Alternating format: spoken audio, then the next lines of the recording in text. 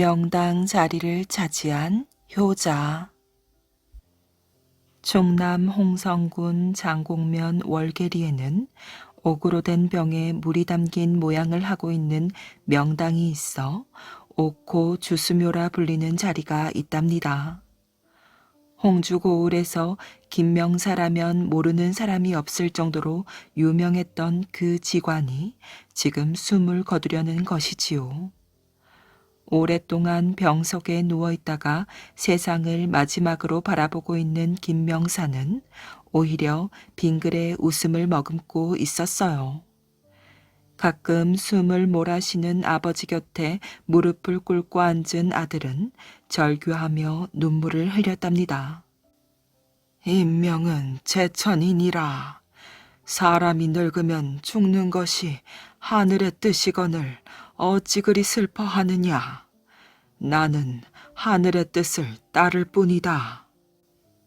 아버지의 그런 말에도 아들은 좀처럼 흐르는 눈물을 거두지 못하였어요. 아들은 하늘의 뜻조차 원망스러운 듯 눈물을 흘렸지요. 그는 아버지의 야윈 두 손을 붙잡고 입을 열었답니다. 아버님께서는 평생 동안 남에게 좋은 명당 자리를 잡아주시고 명복을 빌어주셨는데 정작 아버님께서 들어가실 맷자리를 잡아놓지 않고 계시지 않습니까?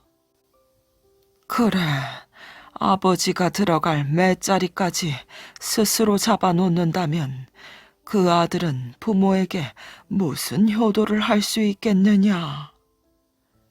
아버지 김명사의 목소리를 듣는 순간 아들은 숙였던 고개를 번쩍 들어 눈물을 훔쳐내고는 아버지를 바라보았어요. 그러나 아버지는 이미 숨을 거둔 뒤였답니다. 그래서 아들은 아버지를 가까운 산에 임시로 모셔놓고 명당 자리를 찾아다녔어요.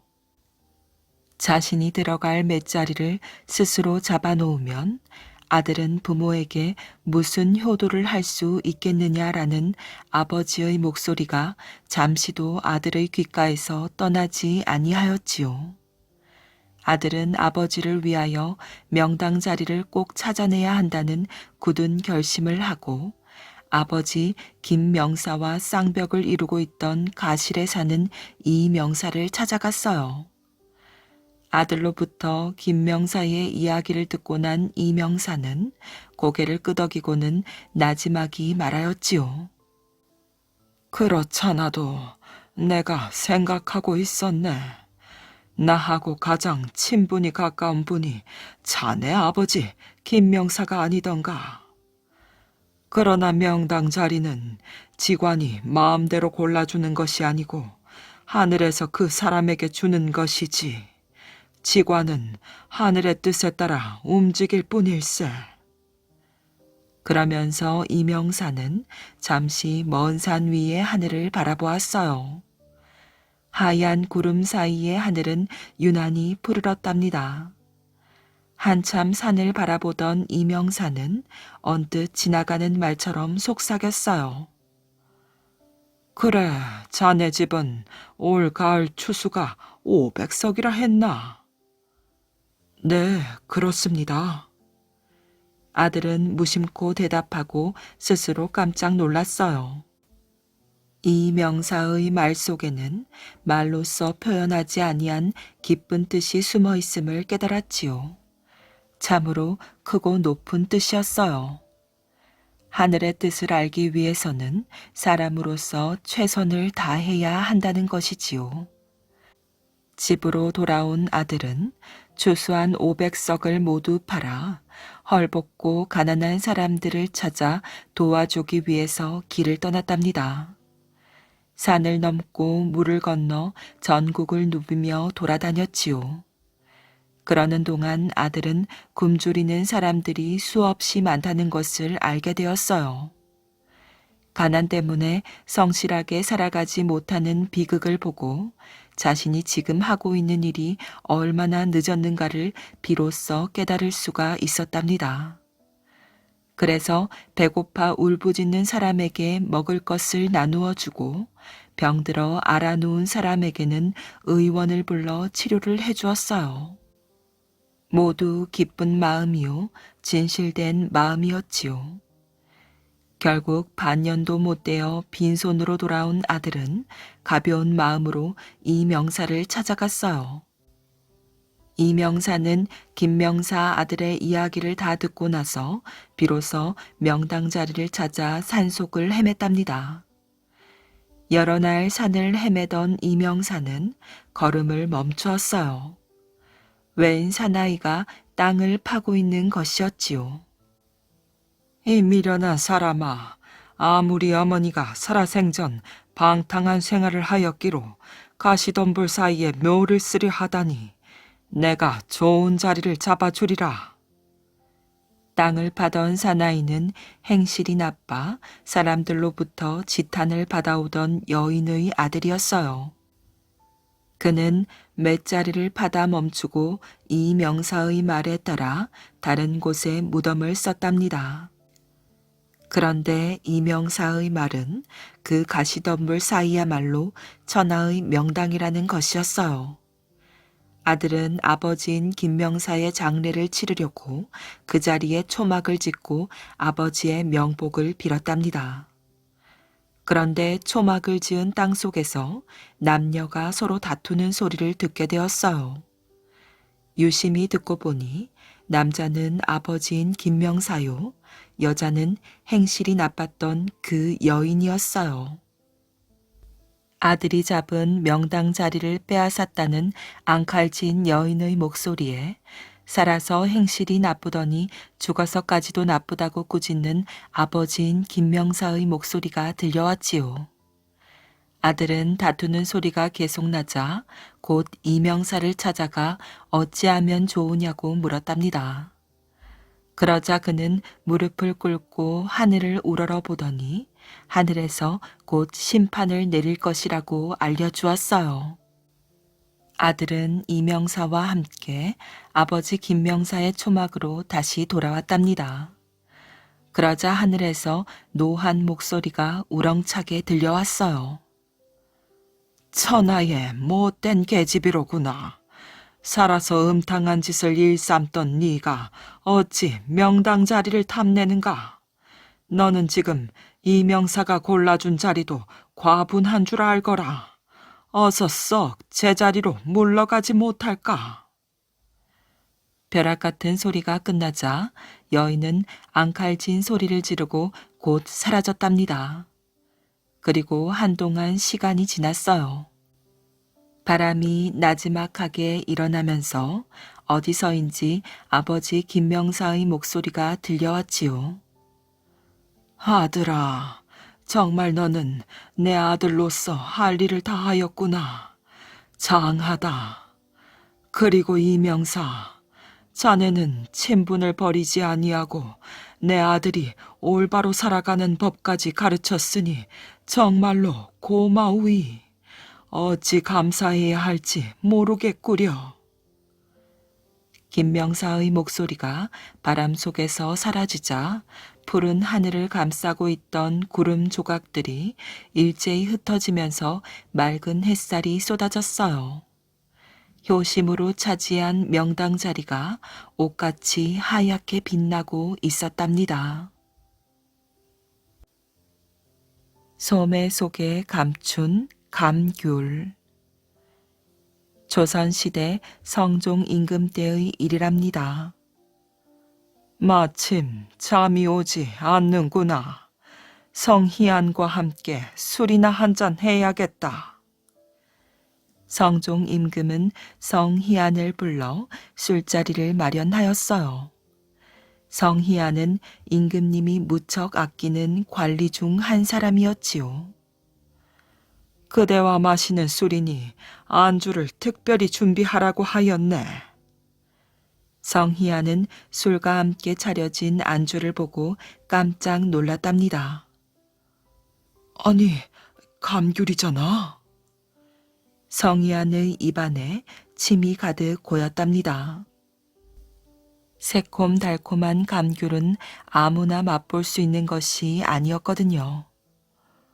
이렇게 귀하고 맛있는 감귤을 어머니께서도 맛보실 수 있으면 얼마나 좋을까? 성희안의 머릿속은 늙은 어머니 생각으로 가득 찼답니다.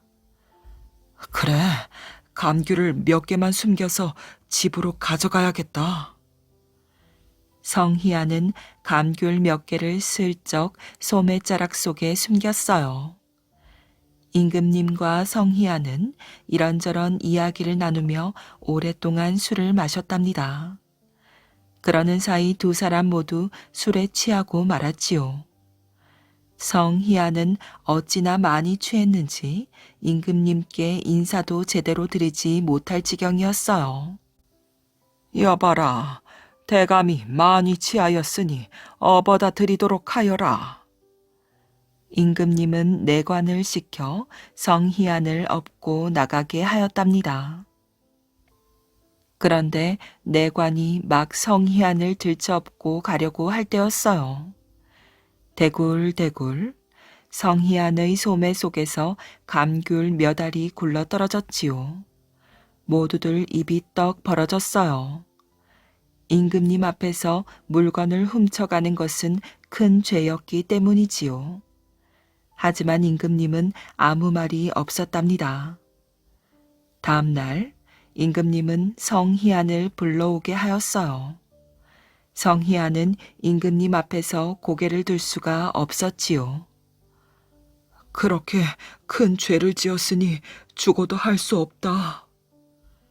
성희안은 임금님의 불호령이 떨어지길 기다렸답니다. 자, 그만 고개를 들고 이것을 받으라. 참 이상하였어요. 임금님의 목소리가 평소처럼 다정했기 때문이지요. 성희안은 어쩔 줄 모르고 고개를 들었답니다. 임금님 앞에는 감귤이 가득 담긴 바구니가 하나 놓여 있었어요. 어젯밤 그대가 감귤을 소매 안에 넣은 것은 늙은 어머니를 위한 것이라는 걸 알고 있다. 자, 이것은 내가 직접 주는 것이니 어머니께 가져다 드리도록 하라. 성희안은 임금님의 넓은 마음에 감동하여 눈물을 흘렸답니다. 노승이 준 말린 밥알과 잣. 어디선가 들려오는 독경 소리에 지달은 가까스로 눈을 떴답니다. 여기가 어딘가. 주위를 둘러보는 지달의 눈에 벽에 걸린 장삼과 작은 탁자 위에 놓인 목탁이 들어왔어요. 지달은 몸을 일으키려 하였으나 이미 지칠 대로 지친 몸은 생각과는 달리 전혀 움직여질 것 같지 않았답니다. 지달은 도로 자리에 드러누워 천장을 바라보았어요.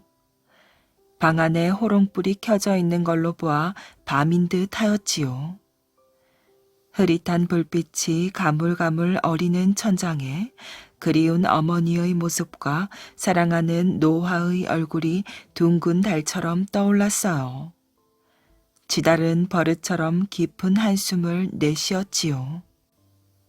과연 어디 가서 어머니와 노화를 찾는다는 말인가? 지달은 일어나야 한다는 생각과는 달리 다시 고난잠에 빠져들었어요. 지난 날이 모두 한순간의 꿈결처럼 잔잔히 밀려들었지요. 지달의 아버지는 본래 왕족이었으나 영모를 꾀했다는 모함을 받아 도성에서 쫓겨나 고구려와의 국경 근처에 살게 되었어요. 지달의 아버지는 가혹한 고문의 후유증으로 반신불수의 몸이 되었고 지달의 어머니는 남의 집 품을 팔아 어린 지달을 키우고 병든 남편을 봉양하며 살았답니다. 지달의 어머니는 어려운 생활 중에도 지달에게 글을 가르치고 틈틈이 무예도 익히게 하였어요. 거기에는 언젠가 남편이 누명을 벗고 도성으로 돌아가면 지달을 여느 대갓집 아들들과 비교해도 뒤떨어지지 않도록 키우려는 어머니의 깊은 뜻이 숨어 있었지요.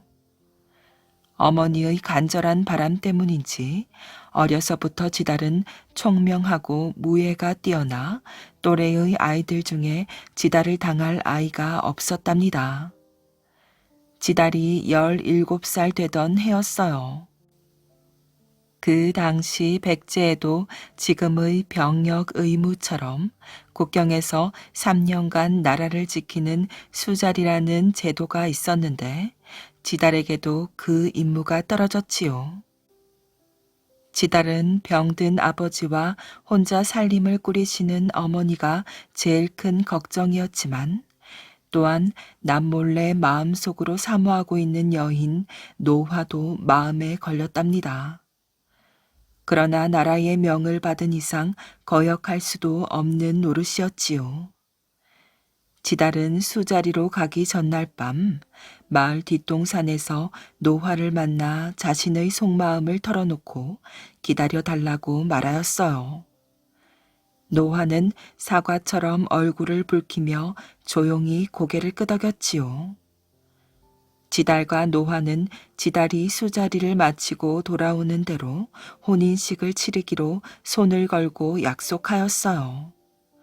그렇게 해서 지달은 수자리를 떠났지만 얼마 후 들려온 소식은 참담하기만 했답니다.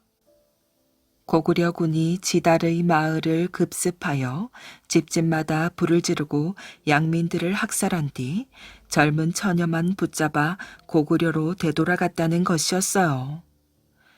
지달은 야음을 틈타 군영을 이탈하였어요.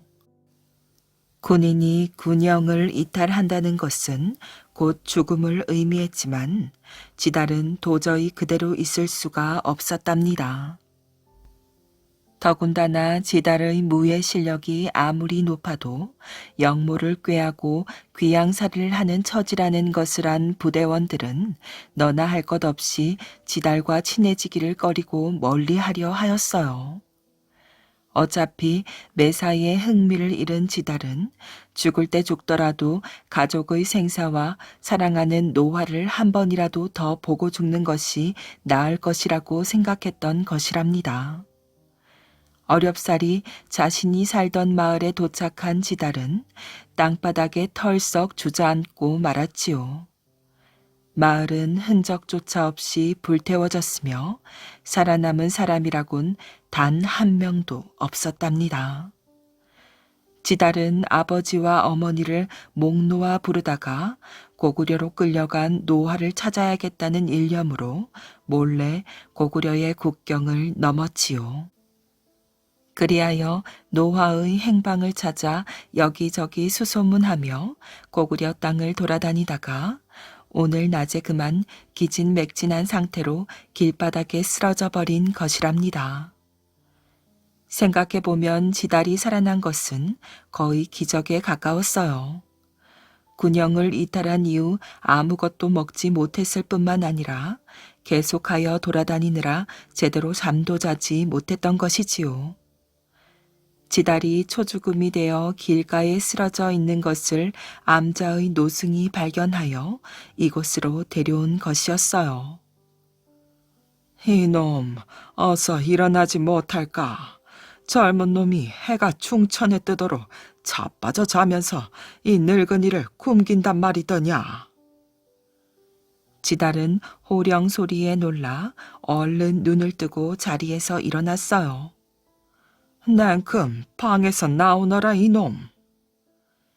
방문을 활짝 열어젖히고 지달을 바라보며 호령을 하는 노승은 흰 수염을 길게 휘날리며 두 눈에 광채를 띠고 있었어요.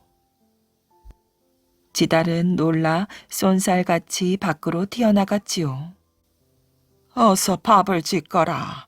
백가죽이 등어리에 푹 깼다 이놈아.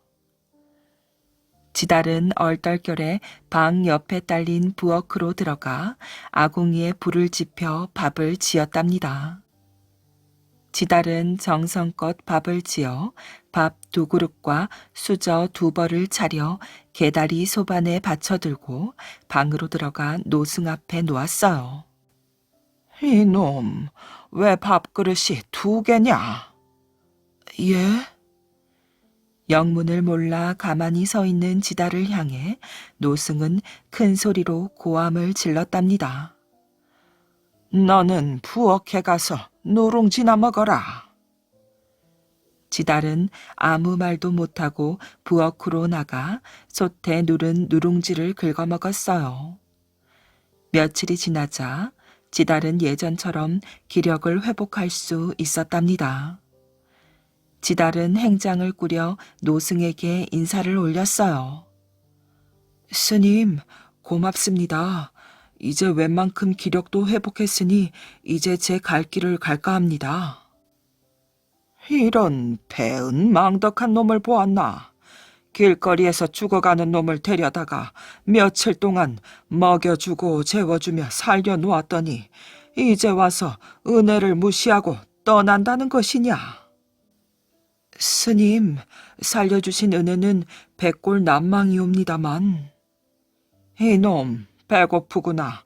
어서 가서 밥을 지어오지 못할까. 지달은 하는 수 없이 행장을 풀고 부엌으로 들어가 밥을 지을 수밖에 없었답니다. 다시 며칠이 지났어요. 지달은 다시 짐을 꾸려 암자를 떠나려 했으나 노승은 지난번처럼 화를 내며 지달의 발목을 붙잡았지요. 그럭저럭 3년이 흘렀답니다. 모든 것을 체념한 지달은 노화에 대한 생각마저도 가물가물해지는 것을 느꼈어요. 지달아, 이놈 지달아. 예, 스님. 지달은 스님의 부름에 답하며 온 매무새를 고치고 방으로 들어갔어요. 노승은 지달 앞에 보자기 하나를 내놓으며 말하였지요. 이것을 가지고 내일 이곳을 떠나거라. 예? 스님, 그게 무슨 말씀이신지. 이제 너와 나의 인연이 다 되었으니 이곳을 떠날 때가 되었구나. 날이 밝는 대로 짐을 꾸려 암자에서 내려가도록 해라. 지달은 묵묵히 앉아 있었어요. 노승의 말에는 분명 깊은 뜻이 숨겨져 있는 것 같았답니다. 이 보자기에는 말린 밥알과 잣 3알이 들어있다. 말린 밥알은 허기질 때 요깃거리로 하면 될 것이고 잣 3알은 공경에 부딪힐 때마다 하나씩 이로 베어 물어라. 그러면 공경에서 벗어날 수 있을 것이다. 노승은 그렇게 말한 후 돌아앉아 천천히 독경을 외기 시작하였어요. 다음 날 아침 행장을 꾸린 지달은 노승 앞에 큰 절을 올리자 노승은 마지막으로 내려가는 길을 일러주었지요. 늘 다니던 길로 가되 산자락을 오른쪽으로 끼고 걸어라. 그러면 귀한 인연을 만날 수 있을 것이다. 지달은 노승의 말대로 산자락을 오른쪽으로 끼고 걸으며 흥얼흥얼 콧노래를 불렀지요. 실로 3년 만에 산을 내려오는 것이었답니다.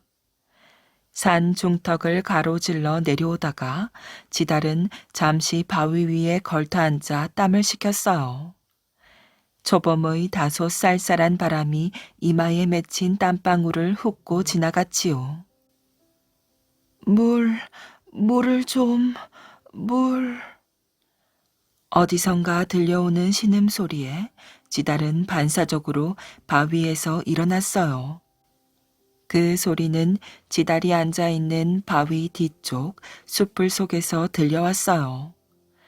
지달은 발소리를 죽여 숯불을 헤치고 걸어 들어갔지요. 거기에는 놀랍게도 전신이 피투성이가 된 여인이 쓰러져 있었답니다. 지달은 급히 여인을 안아 부축하여 바로 누인 뒤 황급히 개울가로 달려가 양손으로 물을 떠다 여인의 입가에 가져갔어요. 여인은 목이 말랐던지 주는 대로 물을 받아 먹었지요. 지달은 노승이 주었던 말린 밥알을 기억하고 품속에서 꺼내어 여인의 입속으로 집어넣었어요. 여인은 지달이 입속에 넣어주는 말린 밥알을 조금씩 씹어 삼켰답니다. 신기하게도 밥알을 3개쯤 먹자 여인은 금세 기운을 회복하더니 전신에 난 상처도 아물기 시작하였어요. 이어 여인은 의식을 회복하고 상처에 흐르는 피는 물론 상처 자국까지도 깨끗하게 아물었답니다. 여인은 눈을 들어 지달의 얼굴을 바라보더니 낮게 탄성을 질렀어요. 지달님, 살아 계셨군요. 지달은 깜짝 놀라 여인의 얼굴을 바라보았지요. 기적이었답니다. 의식을 잃고 쓰러져 있던 이 여인은 지달이 그토록 찾아 헤매던 노아였던 것이에요. 아니, 이게 어찌된 일이오? 어떻게 당신이 여기에? 두 사람은 서로 부둥켜 안고 기쁨의 눈물을 흘렸어요. 지달은 암자를 내려올 때 했던 노승의 말이 떠올랐지요. 그래서구나. 이렇게 노아를 다시 만나게 하려고 3년 동안이나 나를 암자에 붙잡아 놓고 있었구나. 그리고 오늘 나를 암자에서 내려보낸 것도 스님의 깊은 뜻이었구나. 한참을 부둥켜 안고 울던 두 사람은 누가 먼저랄 것도 없이 지나간 일들을 이야기하기 시작하였지요. 고구려군의 급습을 받아 고구려로 붙잡혀온 노화는 갖은 고생 끝에 고구려 장수의 집에 노비로 가게 되었어요.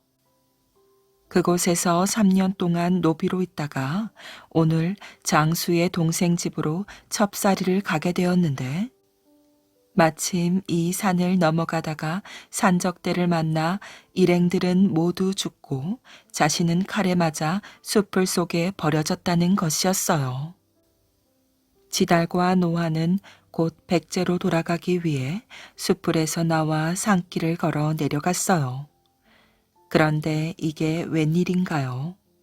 죽은 줄로만 알았던 장수의 동생이 고구려 군사를 이끌고 산적들의 자취를 뒤쫓던 중 지달과 노화를 발견한 것이랍니다. 그는 지달과 노화를 산적과 같은 일당이라고 여겨 관가로 끌고 가 하옥시켰어요. 졸지에 옥에 갇히게 된 지달과 노화는 기가 막혀 할 말을 잃었답니다. 천신만고 끝에 만났는데 억울한 누명을 뒤집어 쓰고 이렇게 옥에 갇히게 되었으니 그저 난감할 따름이었지요. 밤이 깊어 모두가 잠들었을 때 지달은 노승이 준 자달 3개를 떠올렸어요. 지달은 품속에서 그중 하나를 꺼내어 입에 놓고 세차게 깨물었지요. 순간 우지직하는 소리와 함께 옥문이 부서졌어요. 그와 때를 같이 하여 밖에서 불이야 하는 소리가 들려왔지요. 사방이 어수선한 틈을 타서 두 사람은 급히 그곳을 빠져나와 무작정 어둠 속을 달렸답니다. 날이 밝을 즈음 작은 마을에 도착한 두 사람은 말린 밥알로 허기를 채우고 지나가는 사람을 붙잡고 물었어요. 대체 얘가 어디쯤이요? 여기는 고구려와 접한 박기성이라는 백제 땅이요. 지달은 비로소 백제 땅에 왔음을 알고 안도의 한숨을 쉬었답니다. 그렇지만 낯선 사람이 마을에 온 것을 수상히 여긴 마을 사람들이 두 사람을 고구려의 첩자들이 아닌가 의심을 하여 관가에 고발하였지요. 신고를 받은 백제의 군사들이 지달과 노하의 앞길을 가로막았어요. 너희들은 고구려의 첩자들이 분명하렸다. 아니, 그게 무슨 말이오? 첩자들이 아니라면 여기가 어딘지 왜 묻고 다니느냐? 아니요. 우리들은 수년 전에 고구려에 잡혀갔다가 겨우 살아서 도망쳐 오는 길이오. 거짓말 하지 마라. 내 그 말에 속아 넘어갈 줄 아느냐? 군사들은 다짜고짜 지달과 노하의 양팔을 잡아 끌었어요. 옥신각신 실랑이를 벌이던 중 지달의 품속에 있던 작은 보자기가 땅에 떨어졌지요. 이게 무엇이냐? 이리 주시오. 함부로 할 물건이 아니오. 함부로 할 물건이 아니라니 더욱 수상하구나. 군사들은 보따리를 풀었답니다. 지달의 보따리 속에 든 말린 밥알과 자달을 본 군사들은 코웃음을 치며 말하였어요. 허, 이것이 함부로 할 물건이 아니란 게냐? 군사는 자달 하나를 집어 낼름 입속으로 집어넣었지요. 순간 자달을 삼킨 군사는 비명을 지르며 땅에 쓰러졌어요. 다른 군사들이 땅에 쓰러진 군사를 부축하는 동안 지달과 노화는 그곳에서 도망칠 수 있었답니다. 이제 첩자로 몰리고 군사까지 죽인 셈이 되었으니 두 사람은 백제 땅에서도 살 수가 없게 되었지요. 두 사람은 그 길로 깊은 산중으로 들어갔어요. 사람의 눈길이 닿지 않는 곳만이 두 사람이 안심하고 살 수 있었답니다. 그러나 수중에는 말린 밥알 몇 톨과 자달 하나만이 있을 뿐이었어요. 이제 어떻게 하지요? 지달도 막막할 따름이었어요. 그들에게는 당장 연명할 곡식은 물론 앞으로 살아가야 할 방편조차 없었답니다. 그때 노화가 눈을 빛내며 말하였어요. 지달님, 스님이 주신 밥알은 보통 밥알과는 다른 것 같아요. 그러니 저 밥알을 땅에 심으면 혹 싹이 날지도 모르잖아요. 노화의 말에 지달도 맞장구를 치며 씨앗의 영험함을 믿고 더 깊은 산속으로 들어갔어요. 두 사람이 커다란 절벽의 면한 계곡에 이르렀을 때였지요. 갑자기 등 뒤에서 말 울음소리와 함께 군사 한 사람이 말과 함께 절벽 아래로 굴러 떨어졌어요. 놀란 두 사람은 급히 군사를 부축하여 말린 밥알을 먹였답니다. 군사는 잠시 후 신음소리를 내며 살아났어요. 무슨 일이오? 큰일 났소. 나는 고구려에 파견되었던 백제의 첩자요. 며칠 전부터 고구려군의 낌새가 수상하여 은밀히 조사를 하고 있었는데 오늘 아침 고구려군 500명이 백제 땅에 몰래 침입을 하였소. 지달과 노하는 놀라 서로의 얼굴을 바라보았지요. 나를 좀 도와주시오. 한시 앞비 성에 계신 장군님께 이 사실을 알려야 하오. 지달은 남은 밥알을 죽은 말에게 먹였어요. 밥알을 먹은 말은 신통하게도 금세 자리에서 일어나 크게 울었답니다. 군사는 놀라 지달과 노화를 번갈아 쳐다보며 말하였어요. 어찌된 영문인지는 알 수 없으나 살려주어 고맙소. 네, 이 은혜는 꼭 갚으리다. 군사는 말을 타고 서둘러 성을 향해 달렸답니다. 그 뒷모습을 바라보고 있던 지달은 마음속으로 뜨겁게 치솟는 어떤 기운을 느꼈어요. 그것은 다름 아닌 나라에 대한 충정이었지요. 노아, 나라가 위험한데 이대로 있을 수만은 없소. 나 또한 미력 하나마 고구려군을 물리치는데 목숨을 바치겠소. 장하십니다, 지달님. 노화의 눈에 맑은 이슬이 맺혔답니다. 두 사람은 곧 성으로 향하였어요. 그러나 이미 성은 고구려군에 의해 포위되어 있었답니다. 멀리 언덕 위에서 그 모습을 본 지달과 노하는 안타까워 어찌할 바를 몰랐어요. 이제 마지막 자달을 깨물 때가 온 것 같아요. 그렇게 말하며 노하는 지달의 손을 꼭 잡았답니다. 지달은 품속에서 마지막 남은 자달을 꺼내 물었어요. 딱 하는 소리와 함께 자달이 입속에서 으스러졌지요.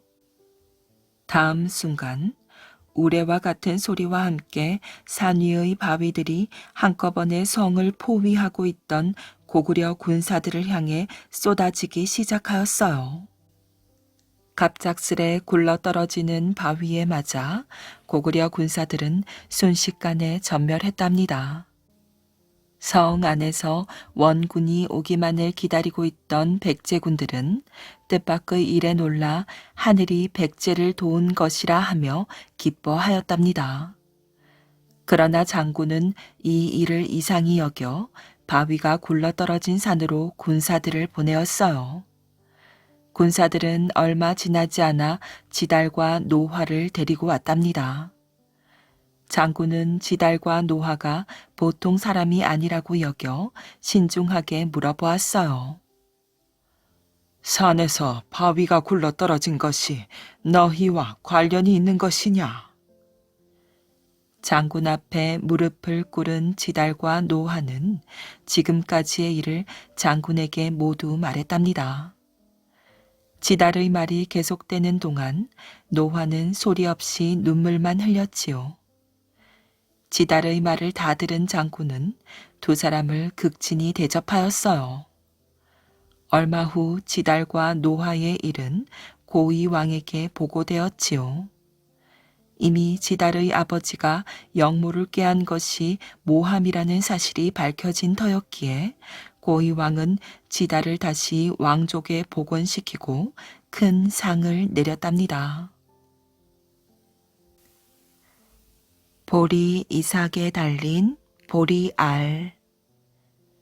아주 옛날 호랑이 담배 피던 때보다 더 먼 옛날 얘기랍니다.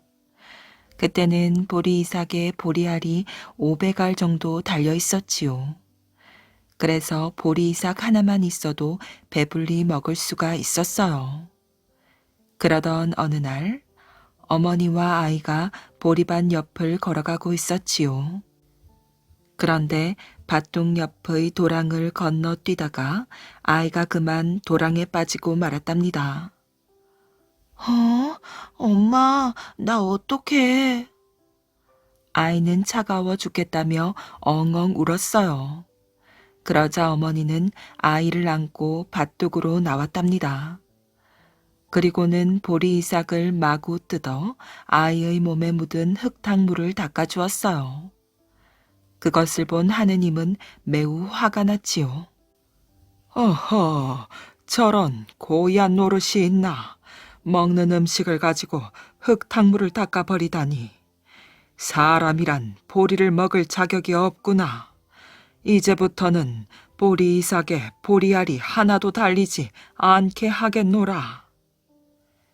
이 말을 들은 사람들은 깜짝 놀라서 빌기 시작하였어요. 그래도 하느님의 노여움은 풀리지 않았답니다. 그때 한 영리한 사람이 나서서 이렇게 말하였어요. 하느님, 저희들은 굶주려 마땅하옵니다. 그러나 아무 죄도 없는 닭은 어떻게 하지요? 보리알이 없으면 닭도 굶어 죽을 텐데요. 불쌍한 닭까지 죽게 하시겠습니까? 그 말을 들어보니 그럴듯하였어요. 그래서 하느님은 그렇지. 아무 죄도 없는 닭까지 죽일 필요야 없겠지. 그러면 닭이 먹고 살 만큼만 보리알이 달리게 하겠노라. 라고 말하였어요. 그래서 그때부터 보리 이삭에는 보리알이 5, 60알밖에 달리지 않게 되었다고 한답니다. 문도령을 찾아간 자청비. 옛날 옛날에 자청비라는 어여쁜 아가씨가 살았답니다. 하루는 자청비가 우물가에서 빨래를 하는데 웬 도령이 지나가다가 말을 걸었어요. 길 가는 사람인데 목이 말라 참을 수가 없습니다. 물 한 바가지 얻어 마실 수 없을까요? 그러자 자청비가 바가지에 물을 떠서는 버들잎을 띄운 뒤 도령에게 건네었어요. 얼굴은 고운데 마음이 어찌 그리 고약하오. 물을 주기 싫으면 그저 주기 싫다고 하지 마실 물에 버들잎을 띄우다니. 도령이 화를 내자 자청비가 말하였지요. 물에 체하면 약도 없습니다. 목이 심하게 마르다고 하여 혹시나 급하게 마시다 체할까 해서 천천히 마시라고 버들잎을 띄웠습니다. 그 말에 도령이 미안해하며 말하였어요. 나는 하늘나라 옥황상제의 아들로 문왕성이라고 합니다. 지금 글 공부를 하러 거무 선생에게 가는 중입니다. 그 말에 자청비가 얼른 말하였어요. 잘 되었습니다. 집에 저와 똑같이 생긴 남동생이 있는데 그 동생도 거무 선생에게 글 공부를 하러 가려던 참입니다. 둘이서 길동무 삼아 함께 떠나시는 것이 어떠실지요? 그거 참 잘 되었어. 자청비는 문도령과 함께 집으로 갔답니다. 그러고는 문도령을 문 앞에 세워두고 집으로 들어가 부모님에게 말하였어요. 부모님, 이 나이가 되도록 글 공부를 제대로 하지 않았습니다. 아들도 없이 달랑 저 혼자뿐인데 글 공부를 제대로 해야 나중이라도 부모님을 잘 모실 수 있지 않겠습니까? 그래서 이제라도 거무 선생 밑에 들어가 공부를 하려 합니다. 자청비의 말에 아버지가 말하였어요. 공부에 나이가 어디 있겠느냐. 부디 잘 다녀오너라. 부모님의 허락을 받은 자청비는 얼른 남자 옷으로 갈아입고 문도령에게 갔답니다. 저는 자청이라 합니다. 앞으로 잘 부탁드리겠습니다. 별 말씀을요. 앞으로 좋은 글동무가 되었으면 좋겠습니다. 서로 인사를 나눈 문도령과 자청비는 곧바로 거무 선생을 찾아가 공부를 시작하였어요. 세월은 흐르고 흘러 어느덧 3년이 흘렀을 때였지요. 문도령의 아버지에게서 편지가 왔답니다. 이제 그만 돌아와 혼례를 올리라는 소식이었어요. 자청도령, 나는 이제 그만 집으로 돌아가야겠소. 아버님이 서수왕 아기에게 장가를 들라는 편지를 보내셨소. 문도령의 말에 자청비는 깜짝 놀랐어요. 하지만 티내지 않고 담담하게 말하였지요. 그렇다면 나도 이제 그만 집으로 돌아가겠소. 문도령과 자청비는 짐을 꾸려 집으로 향하였어요. 그런데 가다 보니 덥기도 하고 목도 말라 두 사람은 맑은 개울가에서 멈추어 섰지요. 여기서 잠시 쉬었다 가는 게 좋겠습니다. 자청비의 말에 문도령이 옷을 훌러덩 벗어던지며 물속으로 들어갔어요. 시원하구나. 안 그래도 땀이 어찌나 흘러내리던지 좀 씻고 싶던 참이오. 자청비는 그 모습을 보면서 개울 위쪽으로 올라갔어요. 그러고는 물가 버들잎을 따서 글을 썼답니다. 눈치 없는 문도령님아, 멍청한 문도령님아, 3년 동안 한 방을 써도 아무것도 모르는 눈치 없는 문도령님아. 자청비는 버들잎을 띄워 보내고는 집으로 내달렸어요. 그동안 자청비는 한눈에 문도령에게 반해 글 공부도 따라가고 3년을 함께 지낸 거였거든요. 목욕을 하다 떠내려온 버들잎 편지를 본 문도령은 황급히 옷을 찾아 입고 자청비를 쫓아갔어요. 여보시오, 자청도령, 3년을 함께한 정을 어찌 이리 매정하게 끊는단 말이오. 얼굴이나 한번 보고 갑시다. 문도령은 자청비를 쫓았어요. 자청비는 그토록 애타게 자기 이름을 부르며 쫓아오는 문도령을 보니 마음이 아팠답니다. 그리고 자기 마음 한번 제대로 보이지 못하고 헤어지는 것도 마음이 아팠지요. 그래서 달려오는 문도령을 막아서며 말하였어요. 문도령님, 그동안 저는 여자의 몸으로 남자처럼 행세하며 문도령님을 속였습니다. 이리 헤어지는 것도 너무 섭섭하오니 저희 집에서 하룻밤 묵어가는 것이 어떻겠습니까? 좋소, 그리하리다.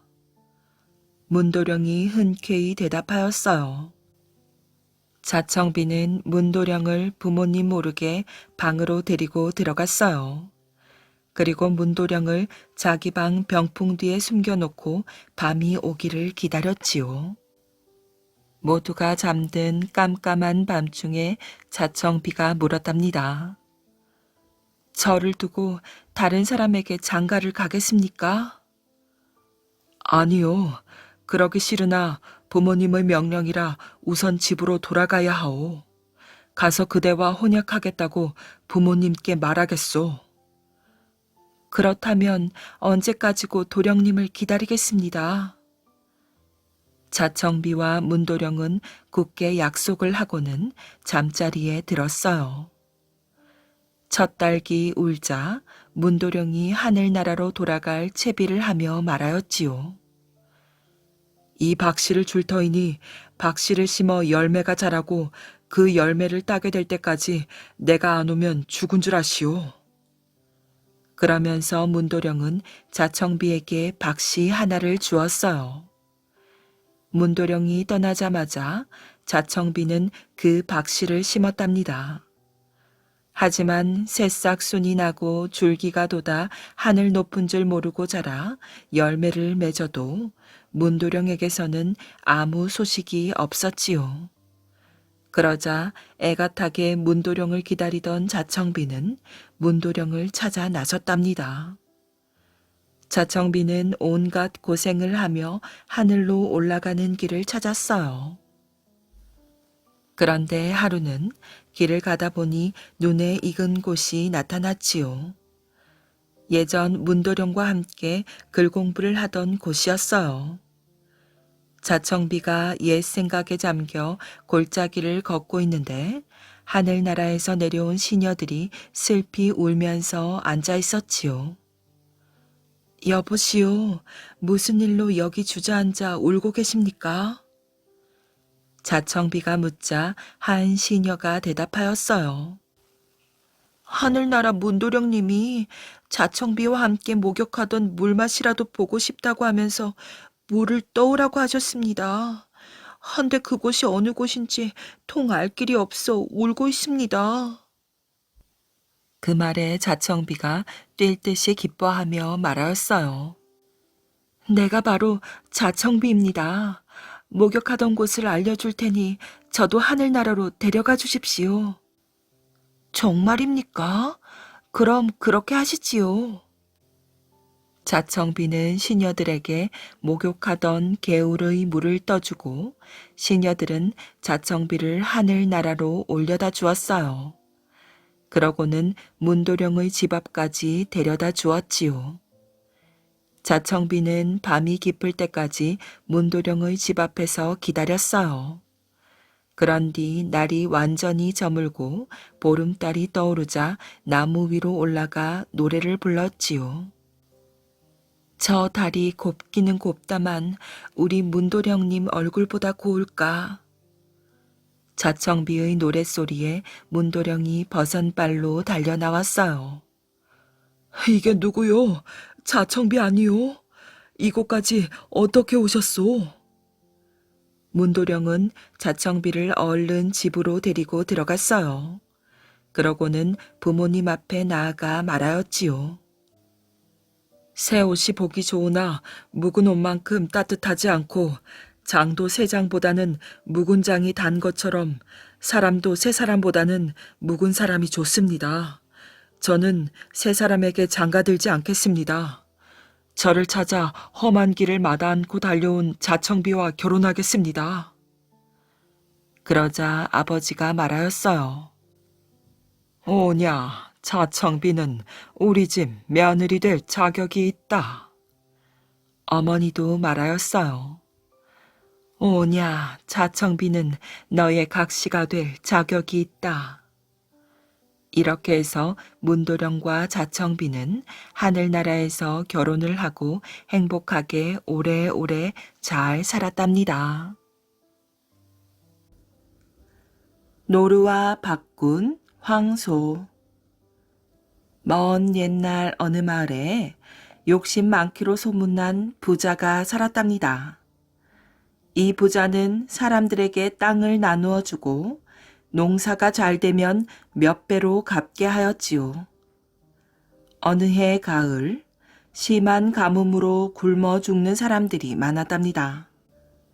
사람들은 초가을부터 산으로 들러 나무 껍질이나 풀뿌리를 찾아다녔지요. 그러던 어느 날 부잣집 막내 아들의 돌잔치가 있는 날이었어요. 마을 사람들은 돌잔치에 가져갈 것이 아무것도 없었지요. 이놈들이 은혜도 모르는구나. 부자는 화가 나서 빌려준 땅도 모두 빼앗아 버렸어요. 아이고, 앞으로 우린 어떻게 살란 말입니까? 마을 사람들은 살 길이 막막하였지요. 난 산 아래 골짜기에 들어가서 집을 짓고 살겠어요. 부자에게 땅을 얻어 농사를 짓던 어느 가난한 농부가 말하였어요. 아이고, 그곳은 땅이 험해서 식물이 나지 않는 곳인데 어찌 살려고 그러오? 마을 사람들은 농부를 말렸지요. 농부는 산 아래 골짜기에 오두막을 짓고 추운 겨울을 보냈답니다. 드디어 따스한 봄이 되었어요. 농부는 괭이를 들고 산기슭에 있는 땅을 일구었어요. 나무 뿌리와 풀 뿌리를 걷어내고 땅을 파고 씨앗을 심었지요. 여름이 지나고 여러 번 김도 매주었어요. 정성껏 심은 감자와 옥수수가 무럭무럭 자랐답니다. 농부는 잘 자라는 곡식을 보며 힘이 났어요. 늦여름 더위가 가시기 전이었지요. 산돼지 떼가 밤마다 나타나서 감자밭과 옥수수밭을 엉망으로 만들었답니다. 이러다간 우리가 먹을 것은 하나도 남지 않겠구나. 농부는 겁이 났지만 그냥 있을 수는 없었어요. 밤마다 밭으로 나가 부시를 쳐서 불을 켜고 산돼지를 쫓았지요. 그러던 어느 날이었어요. 포수가 새끼 노루 한 마리를 안고 오두막으로 찾아왔답니다. 미안하지만 이 새끼 노루를 드릴 테니 부시를 내게 주십시오. 포수는 총을 쏠 때 화약에 불을 다는데 그때 쓸 부시를 잃어버렸다고 하였어요. 저런, 안 되었군요. 나도 산돼지 때문에 드릴 수가 없습니다. 그건 염려 마시오. 내가 총으로 모조리 잡아드리겠습니다. 농부는 포수의 말을 듣고 부시를 주었답니다. 포수는 약속을 잘 지켰어요. 얼마 후부터 밭에는 산돼지가 한 마리도 나타나지 않았답니다. 농부는 농사를 짓는 한편 노루를 정성껏 길렀어요. 다음해 봄 노루의 머리에서 뿔이 돋아났지요. 그놈 많이 컸구나. 참 기특하기도 하지. 노루는 농부의 뒤를 따라다녔어요. 어느 날 부자가 농부를 찾아왔어요. 지난 가을에는 인정사정 없이 내줬더니 무슨 일로 여기까지 오셨습니까? 자네가 산에서 고생을 한다는 말을 듣고 왔네. 농부는 듣는 둥 마는 둥 계속 일만 하였지요. 자네, 우리 집 송아지와 자네 노루를 바꿀 생각이 없는가? 농부는 송아지라는 말에 귀가 솔깃하였어요. 소가 있어야 농사를 짓는 일도 쉽지 않겠나? 농부는 부자의 말이 의심스러웠지만 송아지가 탐이 났답니다. 다음날 농부는 노루와 송아지를 바꿔왔어요. 농부는 앙상하게 마른 송아지를 열심히 키웠지요.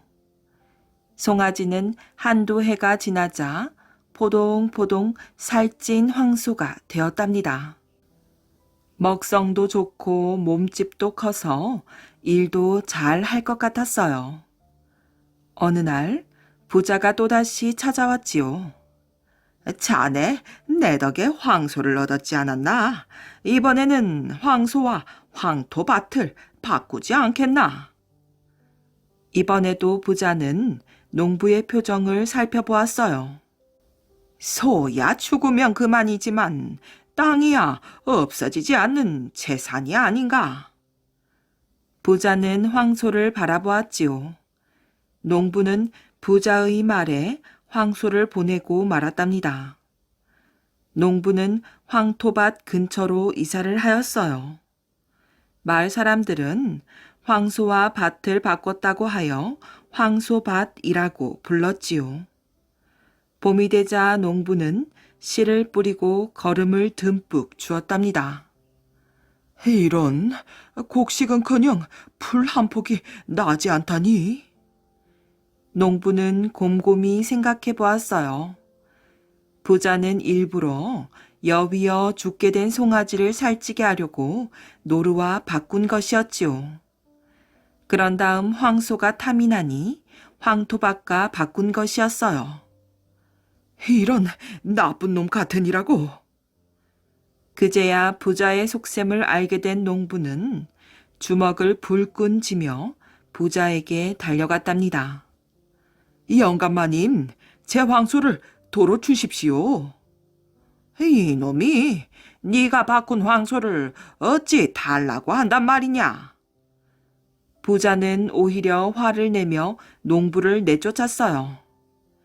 그래, 두고 보자. 농부는 이를 악물고 밭에 물을 주기 시작하였지요. 아내는 항아리로, 아이들은 나무 함지박에 물을 담아 날랐어요. 아무리 물을 주어도 땅은 더욱 단단해졌어요. 농부는 지쳐서 바닥에 주저앉았지요. 황소라도 있었다면 땅을 갈아엎고 씨를 뿌릴 텐데. 이때였어요. 땅이 두 쪽으로 갈라지더니 여러 마리의 황소가 나타났답니다. 아니, 이게 어떻게 된 일이지? 꿈을 꾸는 거란 말인가? 농부는 믿기지 않아 눈을 비볐답니다. 황소들은 강으로 가서 물을 날라다 밭에 뿌리기 시작하였어요. 어느새 단단했던 땅은 촉촉이 젖어 발이 들어갈 정도가 되었답니다. 농부는 일항을 만들고 옥수수와 조를 심었지요. 그날부터 황소들은 농부가 힘들 때마다 나타나 도와주곤 하였어요. 고맙구나. 정말 고마워. 다 너희들 덕분이다. 며칠 후 밭에서 새싹이 나오기 시작했어요. 농부와 아내는 눈물이 날 정도로 기뻤지요. 드디어 김을 메고 또 맸답니다. 기다리던 가을, 밭에는 조가 고개를 숙이고 수수가 불긋불긋 익어갔어요. 누렇게 익은 곡식들을 보며 농부는 흐뭇하게 웃었답니다. 그러던 어느 날 부자가 농부의 얘기를 듣고 밭에 가보았어요. 이럴 수가. 어떻게든 이 밭을 빼앗아야 할 텐데. 누렇게 익은 곡식들을 보고 돌아온 부자는 욕심이 생겼지요. 부자는 하인을 시켜 농부를 불러왔어요. 자네가 황소와 밭을 다시 바꾸자고 하지 않았나? 물러줄 테니 황소를 가져가게. 무슨 말씀이십니까? 한번 바꾼 것은 물릴 수 없다고 하지 않으셨습니까? 농부는 큰 소리를 치며 집으로 돌아왔어요. 부자는 관가에 가서 농부가 밭을 빼앗아 갔다고 거짓말을 하였지요. 관가에서 농부를 잡으러 왔답니다. 황소들아, 날 좀 살려다오. 잠시 후 땅이 갈라지면서 황소들이 나타났어요. 황소들은 발로 땅을 차며 달려들었어요. 부자와 관가에서 온 군졸들은 겁에 질려 도망을 갔답니다. 그 뒤 농부의 밭 근처에는 누구도 얼씬거리지 못했답니다.